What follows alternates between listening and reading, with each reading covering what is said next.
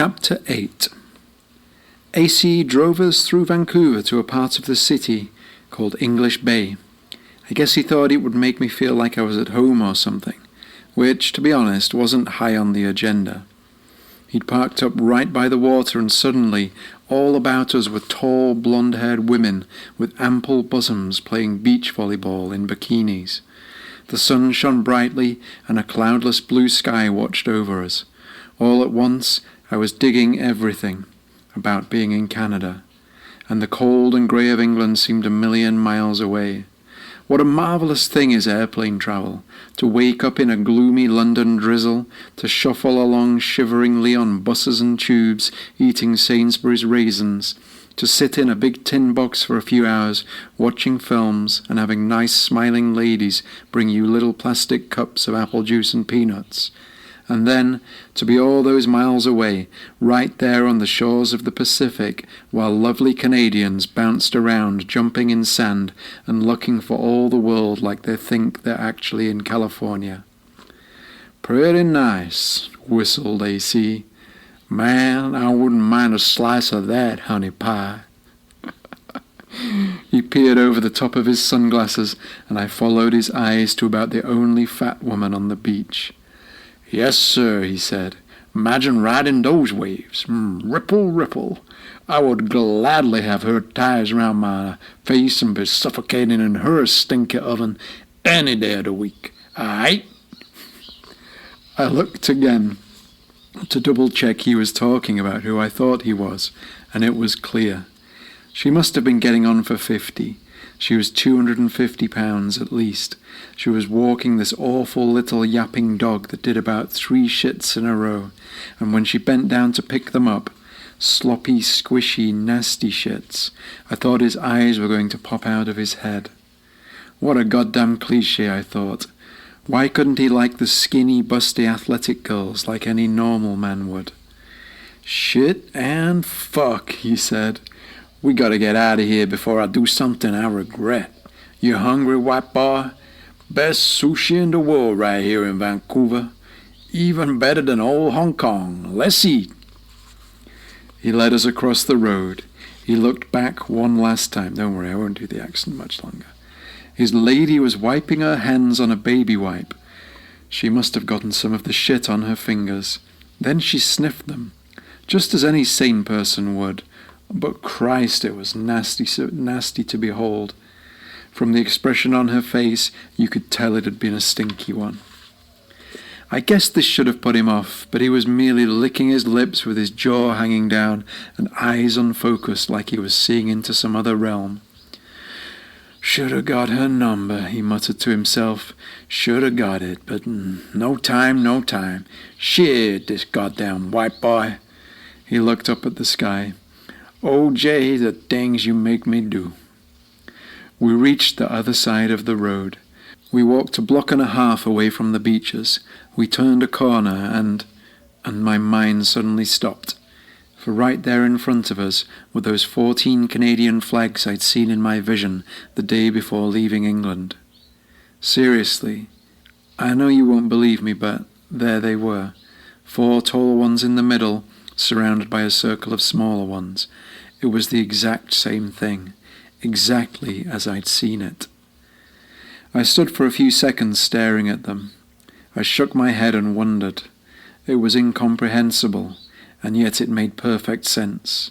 There was nothing to do but laugh and, once again, thank my lucky stars for this apparent sign that I was seemingly on the right track. "Come on, white boy," AC said. "Nearly there. This place, man, you like sushi, right? You better goddamn like it. This place has the best all-you-can-eat sushi in town, and only $13. At least, it was the last time I was there. Oh my God. All you can eat, imagine." He entered the door and fairly raced up the stairs. He got us a table on the terrace overlooking the flags and the street and the bay. He leaned back in his chair and put his hands behind his neck. "Yes, sir," he said. "This gotta beat the shit out of merry old England and your faggoty-ass queen eating the buttered scones and all that goddamn rain y'all got. How the fuck y'all survive? walking round like drowning rats, all grey-skinned and miserable, skulking under umbrellas with your shoulders scrunched up looking like you were wishing you was dead. That's right, I've been there. I know what it's like. I seen that Noel Edmonds y'all have on the, on the telly. Oh, it says here he affected a British accent there. I seen that Noel Edmonds y'all have on the, on the telly. He affected a British accent there, which was the usual comically bad West Coast American attempt. Damn, he said. That motherfucker's got some crazy ass there. No wonder you Brits drink so much goddamn tea. A waiter came and placed 2 menus on the table. He stood there beaming at us with an enormous grin plastered across his face. No more accents. No. Hi, he said. My name's Troy and I'll be your waiter today. It's so great to meet you. Welcome to Monster Sushi. May I take an order for drinks? It's even worse.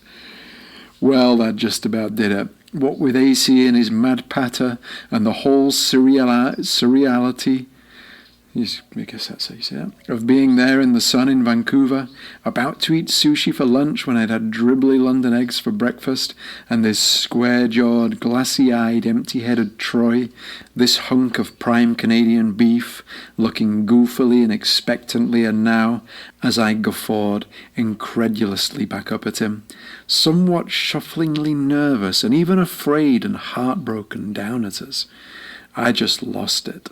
I roared with laughter. He was such a caricature of that superficial, pretend, friendly Americanness I'd only previously experienced in, America. But here it was in Canada too. I was certain he was having us on, playing a wonderful joke. But then he didn't laugh. In fact, he took a step backwards, and then he scrunched his forehead confused, looking for all the world like he was going to cry, and turned on his heels and left. By this time I'd reined it in, somewhat concerned, but my calling after him was to no avail. What the fuck, man? AC asked accusingly. Guy just wanted to take a fucking order and you laugh in his face? Shit, bro, you and me's gonna have some words, you feel me? I swear, AC, I thought he was putting it on, I said. I was sure of it. No one's that plastic in real life, are they? He was like something out of a movie, like a waxwork or something. You really think that was real? AC cocked his head at me sideways and did the look over his glasses I was getting to know and love. I know it was supposed to be his serious look and put me in my place, but I don't think he'd ever checked it in the mirror. If he had, I'm sure he'd have agreed it was really rather funny. Fuck you talking about, bro? Is he real? You think he was some kind of robot or something? Seemed totally normal to me. Robot, right. Like the Stepford Wives, I said. But, yeah, you're right. That was wrong of me. I just thought he was kidding. Like this one time. A new waitress came. She was small and Japanese and really quite lovely. She bowed and exuded humility, and AC and I became quiet and respectful. We ordered drinks, Sprite for AC, green jasmine tea for me, and by the time she left with several more bows and gentle thank yous, we were both in this serene, contained state. It was as though her energy had tranquilized us, her Japanese grace and honor had rubbed off on me. Wow, I said, she was lovely. You ever hear anyone say thank you so many times in 20 seconds? I think I want to marry her, said AC wistfully, with a faraway look in his eye. You think she's available? Bit skinny, but... I'm sorry about the waiter, I said. I'm such a dumbass sometimes. I've done this sort of thing before, even going right back to my first day at high school. I remember there was this... Not right now, said AC. There'll be time for stories, but not now. First off, we got to order ourselves some sushi. We only got 2 hours in this place, max, and I want them rolling me out the door when we're finished here. I want to be puking raw fish for the rest of the day, and maybe through the night, too. I want to be seeing little baby squid asses in my dreams. Know what I'm saying? Second, We got things to discuss, you and I, about OJ and about whatever crazy thing he's got planned for you. All I know is, I don't even know what I know. But I know what I don't know, and what I don't know is what I don't need to know. You feel me? I said, but was saved by the returning cute little waitress with her handheld ordering machine, a tiny plastic brown stylus gripped in delicate Japanese fingers, and the most gorgeously adorable humble thank you after each dish we requested. "Well, thank you so much," I said when we were finished with round one. "Thank you," she said and bowed. "Thank you," said AC, gazing at her like a man who wanted to marry her, sure enough, if only she'd put on a little weight. "Thank you." "Fuck, I'm sorry," she said, bowing to AC again, and then me, and then AC. I said thank you, and she said thank you. AC said thank you, and she said thank you. I said it again just to test the waters, and she responded likewise with not a blink of an eye. I think we could have gone on like that all day, and maybe right on to the evening session too, and I was half tempted, such was the Dadaistic joy in it. But, mindful of AC's words, after about the 5th exchange of gratitudes, I stopped myself and let her go. AC sighed. "How much you think a girl like that costs?" he said, gazing after her and already reminiscing for the halcyon days of our infinite gratitude loop. $1,000, $2,000, whatever it is, he said, she's worth it. The first plates of sushi arrived. Soon our table was full. Over in the back corner I could see Troy skulking around and avoiding us. Every now and then he'd bound up to some new table and spread his arms wide and begin his patter, and then trail off and grow quiet and shrink. "I feel bad for him," I said. "You should," said AC. "There's a lot of things you should feel bad for." I gotta say, I was a bit taken aback by this. I mean, I was growing used to his forthrightness, especially where I was concerned, but this seemed to indicate a level of knowledge about me I wasn't aware he had. What did he know about me? What files had OJ slipped him? Did he know about the time with the hairbrush and my aunt's dog? Had he seen a copy of that video No, it wasn't that. It was... "To business," he said. "First off, you're going to stop saddling with me." "Saddling me? So listen, get me straight here, boy. Oh my God, now you're riding me with like a tongue-tied fucking... First off, you're going to stop saddling with me with this stupid accent and dialogue. There's no buts on that one. No slipping it back in thinking I'll forget. Otherwise, it's trouble. Second, OJ's not happy. He wants you to write this book. Now, no, I don't know what it's about. And he's concerned you're not doing what he's asked you to do. You've been sharing chapters with your friends online when he expressly told you to keep it secret. That's got to stop.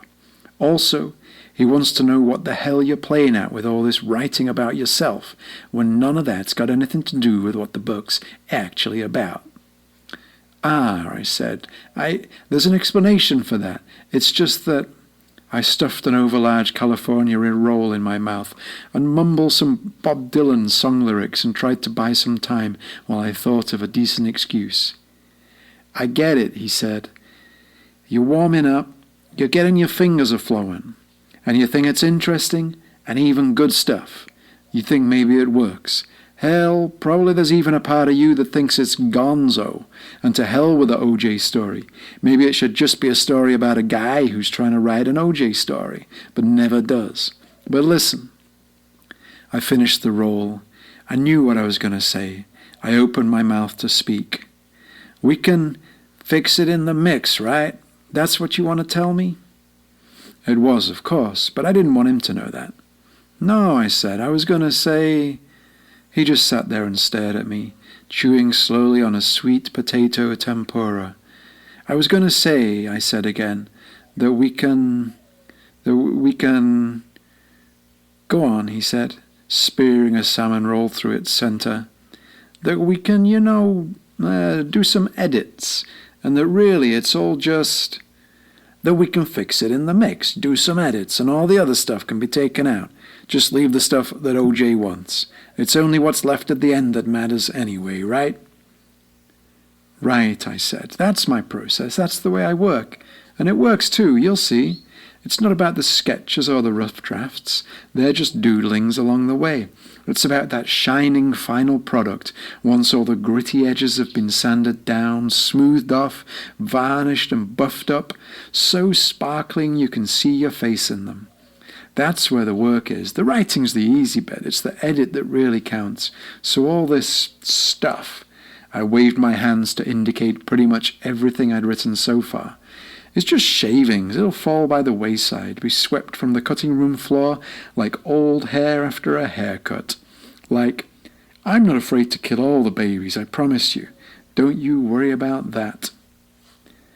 AC nodded his head at me in apparent agreement. Then he very deliberately placed his chopsticks down on the table and began a slow hand clap, his big black palms slapping together and resounding around the terrace. A few people looked over, smiling. I saw Troy tearfully grimace at us and then disappear quickly into the kitchen. AC continued with his slow hand clap, all the while shaking his head at me and looking disappointed. "Nice speech," he said. "You almost had me there for a second, except for one problem." He paused on this, obviously wanting to keep me in suspense. Wanting me to guess at which problem it might be among the myriad problems I'd brought with me, nestled right there amongst my baggage. "Problem?" I said. "Problem," he said. "Right. The problem with you and Russell Brand." "What? You think we don't know about that?" "OJ knows everything, man. There ain't a thing happens on this planet without OJ knowing about it, and usually before it's even happened. OJ's the main man. So yeah, he knows about you and Russell Brand. Shit. Even I know that much." Chapter 9. So I guess this is where I make my confession that back in 2006, when I was living in London's East End and trying my hand at being one of those pointy, shoes-wearing, Shoreditch twats, I got in with a bit of a hipster crowd and eventually made friends with Noel Fielding and Russell Brand. And one night, while accidentally dropping some of my short stories on the floor in front of them and protesting that they not look at them, they ended up reading a few and came to dig several of them a great deal.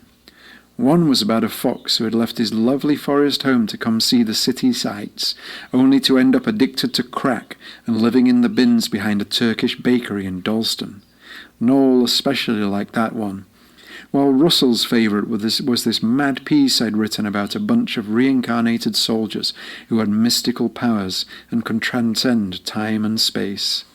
It was an experimental story, very flowery and poetic in places, and nonsensical. And I guess it appealed to Russell's penchant, should have looked that up, for playing with the rhythm and sound of words. This was about the time he'd had the idea of writing his autobiography, and had publisher interest too, what with being a celebrity and a character, but he could never get anywhere with it. Thing was, for him, although he found it easy to let it all flow verbally, he really struggled with the focus and discipline of writing, with the sheer boring drudge of sitting at a keyboard typing for hours and hours while life and people and parties were happening elsewhere. Then he read my story and pretty much leapt onto a table and cried with a godlike pointing finger, "You shall do it!" And off we went, with him dictating his various tales at me, and me typing it up and trying to literaturize it in the closest approximation of his impressively florid vocal style I could muster. Only thing is... "You just wrote about yourself," AC interrupted. "Every time you got into some chapter about him jerking off on a construction worker in the bathroom at a West Ham game, or snorting coke off an underage model's ass cheek, or one of the numerous occasions he bragged about shagging some wannabe reality show participant 7 times in a night, with the full knowledge that she'd be selling her story to the tabloids, but doing it anyway, and doing it mostly because of that, You just end up going on about your hitchhiking days, or making out conversations with invented characters in an attempt to externalize issues you'd been thinking about so as to explore them from multiple angles, thinking no one would notice and thinking how clever you were. Then you handed it off to him as some sort of meta-gonzo account of your failure to write his life story, and somewhat touchingly thought he'd be okay with it, even love it, and publish it as it was. And did he? No, I said sadly, swirling a lone piece of ginger in my soy sauce with the end of my chopstick. No, I said again, he did not love it, and he did not publish it, and in fact he never said another word to me after that. I remember him saying, "Great, wonderful, I can't wait to read it." And then he dashed off, turning pages of the manuscript in his lovely leather trousers and ruffled shirt, and I never saw him again. They hounded me out of Shoreditch. My name was mud in that part of town, and I guess that's when I became a square, front-combed my hair, put my vintage winkle pickers in the bin, and moved back to Yorkshire, where I knew no hipster would ever bother me ever again. "And now you're doing exactly the same thing to OJ," he said, shoveling down about his 33rd sushi roll of the day and readying to order more. "OJ's given you the chance of a lifetime, and all you want to do is talk about some stupid stories from your own sad non-celebrity, never-been-on-the-Tonight Show life. Wake the hell up, kid. How many more chances you think you're going to get?" "You know who ended up writing that goddamn book you work?" I said. AC glared menacingly at me over a newly arrived shrimp nigiri. I know, I said. "No more chances. This is it. I get it. I'd be a fool not to have learned my lesson after that fiasco. But you know who? Oh, forget it. It's not important. You and OJ probably got CIA operatives composing files on all ghostwriters everywhere, even as we speak. Fuck, what is this world? I bet that fucking Troy boy wasn't even a goddamn real waiter, just another one of your spies. How the hell did I end up here?" I pushed my chair away from the table, or rather, attempted to, but the chair and table was stuck in place, and I ended up merely straining at it for a while, but going nowhere, till I gave in and laughed and picked up a baby octopus with my sticks. "You see this thing," I said to AC. "So weird, isn't it? How I'm going to put the entire head and arse and stomach and brain in my mouth and chew and swallow it. I really can't think of any other animal whose arsehole and entire workings I'd eat in one go. You think when I eat him, I'm eating his thoughts? You think that's what that metallic aftertaste is? That maybe that's why I sometimes dream I've got a beak and squirt ink from my anus and stick to things with suckers?" "Fix it in the mix, right?" said AC somewhat consolingly. "And if you can, fix it before the mix too."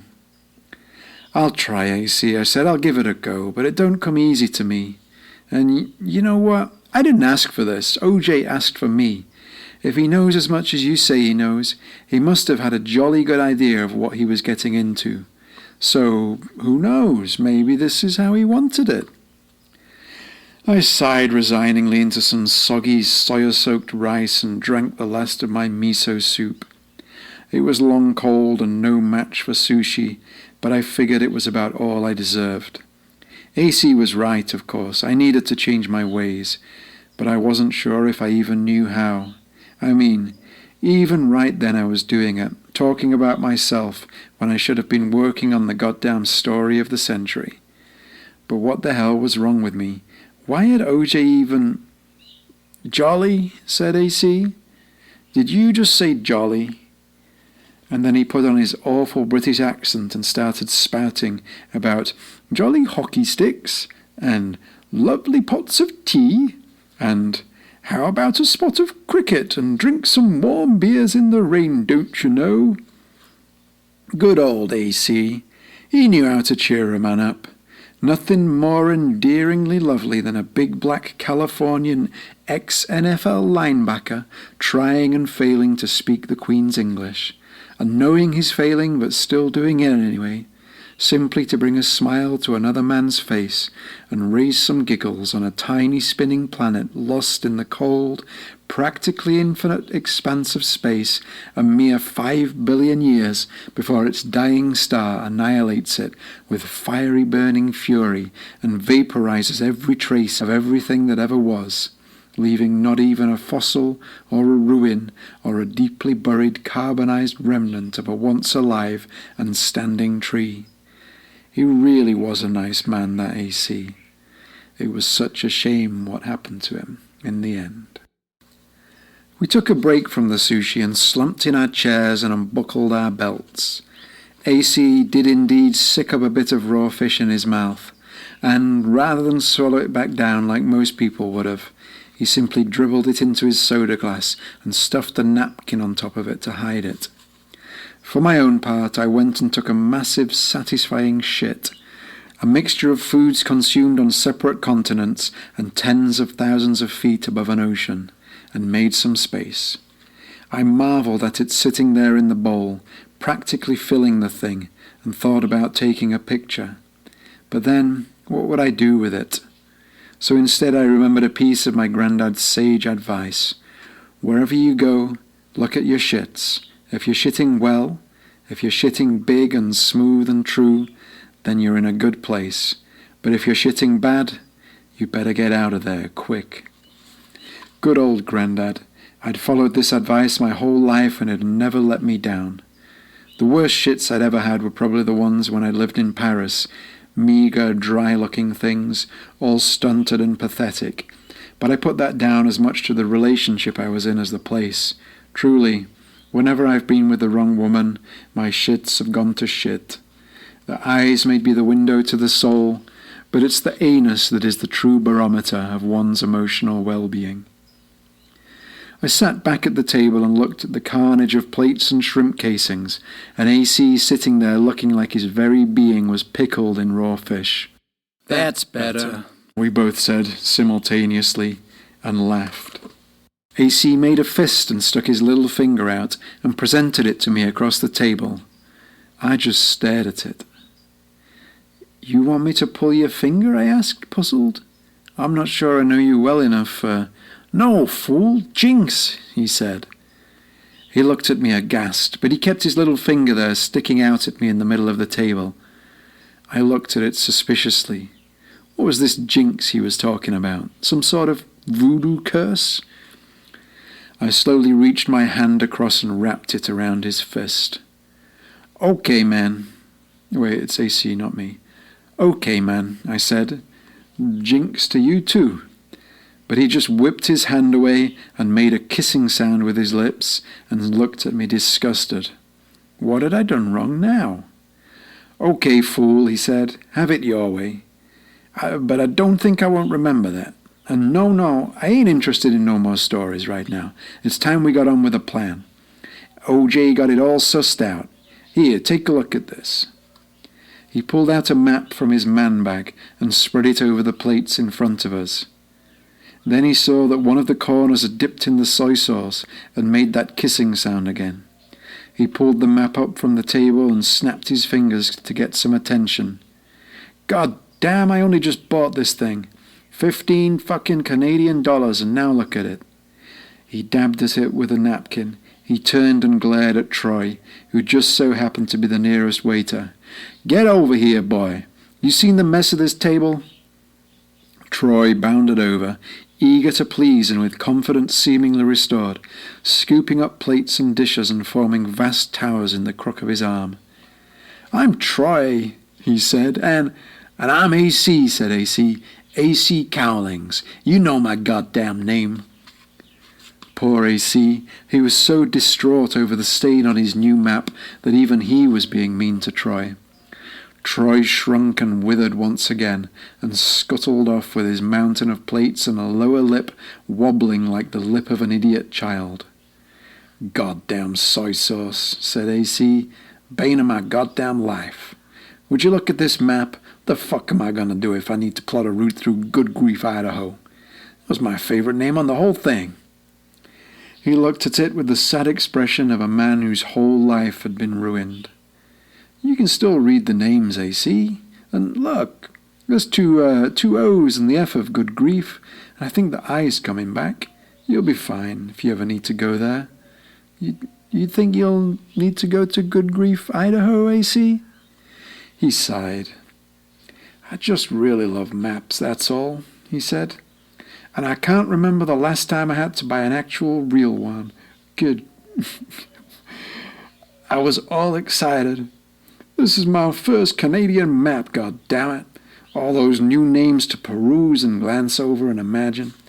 All last night I was looking at everything, tracing the roads, trying to wonder what the women and dogs and pigs look like in some of them backwoods mountains towns. Utishenia, Weneta, Yamia, kind of names are those? What you think the people actually do there? Just sitting around bored, staring at the fields, and then me and you come rolling through in a Bronco? Can you imagine some of them girls bringing us cherry pie and giving us smiles? Simple country girls, you know, probably married to some faggoty-ass Mountie and lonesome for some real action where their horse-fondling husbands are away on the trail of bandits or something. Yes, sir, everybody loves a bit of AC when the summer comes around. You know what I'm saying. Sorry. I hear you, AC, I said. It's a beautiful map. 99% is still fine. Look at those textures on the mountains. Beautiful shading and... All right, fool, he said, snapping out of his reverie and doldrums. I ain't no slap-headed child. Let's get back to the plan. Back to eating some sushi. I got my second hunger coming on. Gots to get me my money's worth. He looked around, saw the lovely waitress coming, went shy and quiet again while we ordered, then addressed me hissingly as he walked away. Fix my goddamn accent, you racist motherfucker. It's important. I don't want you painting me as no pickaninny halfwit. He gave me the AC glare. He was serious this time, and I felt it.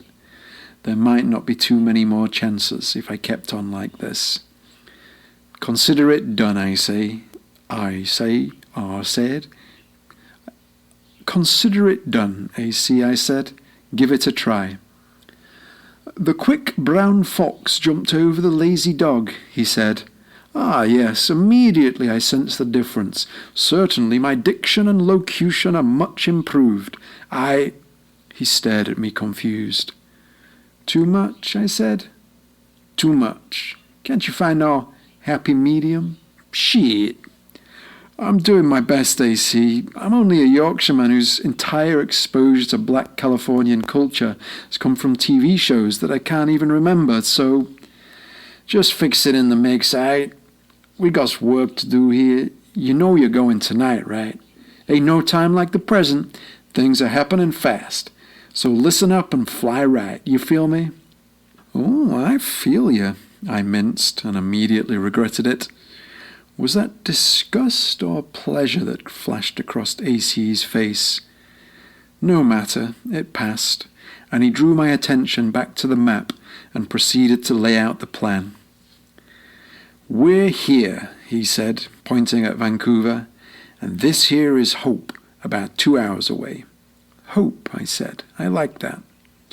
Then from Hope, we hit this 40-mile dirt road that takes us all the way down to the border. There's a lake there, he traced the lines with his finger, called Ross Lake, and that's where the trail into the States is. Actually, he said, you'll already be in the States when I drop you off, but there ain't no road on the other side, just mountains. No place to go except where your feet can take you. Cascade Mountains, I read. Cool. And then? And then you just follow the trail. Easy. I got you a map, compass, couple of flashlights, everything you need. I'll be there the other side to pick you up.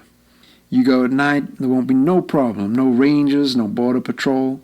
By tomorrow morning, you'll be on good old U.S. highways heading for Nevada. You like the sound of that? I did. I liked the sound of it very much. Just a wee little hike through the forest, and I'd finally be back in the U.S. after all these years. But haven't they got like drones and technology and patrols and stuff there?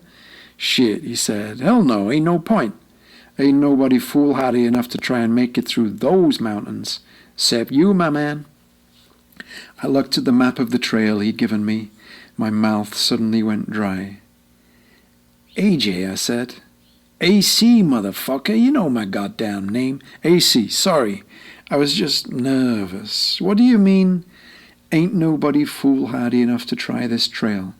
And look at this. This map says this trail's like 32 miles long. That's right, bro, but you can do it. I know you can. It is foreseen. 32 miles in one night ain't much. Some people run that in 2 hours. Yeah, Kenyans, I said, who've been training for years, who were born to do it. And more like 25 miles in 2 hours, if they're among the best in the world. Okay, he said, but you'll be walking. And what about your man, Eddie Izzard? He's like 10 years older than you, as fat as fuck, and he's a transvestite. And he runs a marathon every day with no training or warm-up. Just gets right into it. I don't think that's quite right, I said. But I get your point. And why is it foolhardy? Oh, you know, he said, looking around for some sushi. No, I said, I'm sorry, but I don't know. 'Cause of the rain, he said. It might rain a bit. Some parts of the trail might be difficult to follow. But then there's what do you call them? Grizzly. Should we get some more tempura? Or maybe some more of those baby octopus heads you like so much. I've been thinking about what you said, and grizzly bears, I said. Did you say grizzly bears? Are you fucking kidding me? But all he did was poke around in the edamame bowl, looking for one last bean.